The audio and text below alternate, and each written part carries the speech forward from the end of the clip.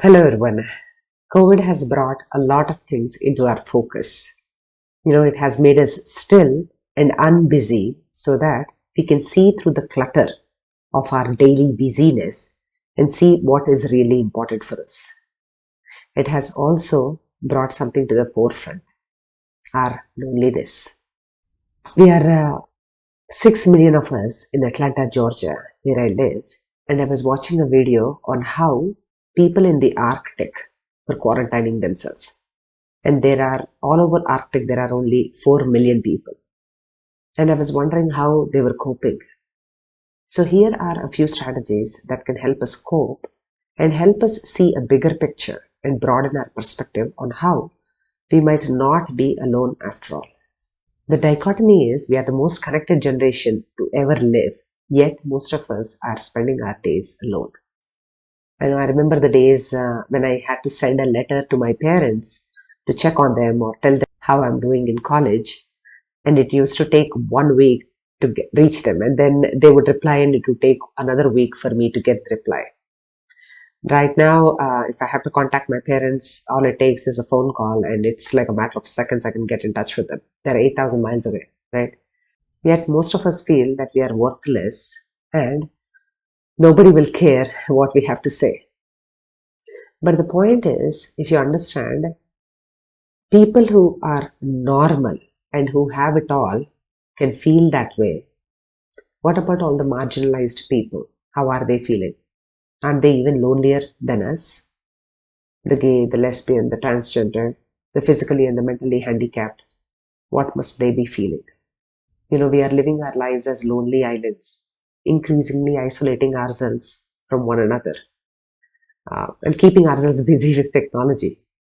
But how did we get here?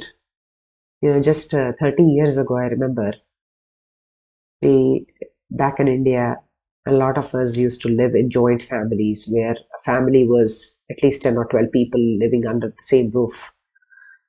And now, thanks to competition, collaboration has been put aside and competition has taken precedence. And especially in America, where I live, we put privacy on a pedestal. So collaboration was given up for competition. People moving out into cities for better fortunes, people moving out to different countries for a better prospect. And it is so surprising how we have gotten here. UK, United Kingdom, now has a minister for loneliness. If you listen to the calls that the ministry gets, it's just heartbreaking. 17-year-olds, 70-year-olds, age doesn't matter. Everybody seems to be lonely. So why should we be talking about loneliness? We come alone into this world and die alone, right? So what's the point of talking about loneliness? The problem is our brains are so advanced as human beings that we are social animals. We see our lives in the context of the kind of impact we are making on other people. That is why we feel our self-worth dependent on what we contribute and what we give to society. Do we matter? Does our life matter? Do we have a voice? All these are dependent on the social context. That is why, it's so easy for animals, I believe, because they have less developed brains and probably they don't have to ruminate so much on whether they are alone, whether their life means anything, and all those things. And here is how I think social media is also compounding a lot of our loneliness, because I keep seeing other people's highlight reels, right? And then I wonder, why was I not invited to their party? I'm just sitting at home doing nothing, and they're my friends too, but why am I not part of their social life? What we do is we forget the deep, meaningful connections, even if they're only one or two, will allow us to open our hearts deeply. Ask yourself, is there anybody that you can reach out if you are not feeling okay in the middle of the night? Those are the kind of relationships that we need, not 400 likes or not 4,000 followers on Facebook. The point of talking about loneliness is because it is very, very deadly, and the persistent feelings of loneliness are equal to smoking 15 cigarettes a day. So it is actually lethal to have this persistent feelings of depression and loneliness. Here is what I want to leave you with. I remember very clearly Kevin Hines, the gentleman who jumped off of Golden Gate Bridge and was attempting suicide.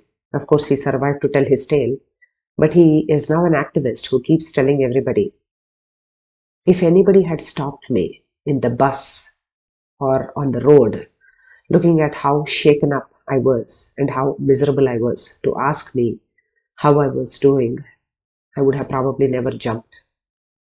But that's the point, right? Instead of feeling alone, how about we reframe the context? Maybe there is somebody who needs your attention. Maybe there is somebody who can use your words to their advantage and resurrect their own life. How about cultivating hobbies? Gardening. There's something radical in seeing a plant grow. How about creating deep, meaningful trust in the other person so that they can rely on you and you can benefit out of giving them your attention? Lastly, I want to leave you with this. Whenever I talk to cashiers in the grocery stores, I feel like they have so much to talk and they have so much to chat about their day. I feel like they are just as eager for human interaction as me. Thank you.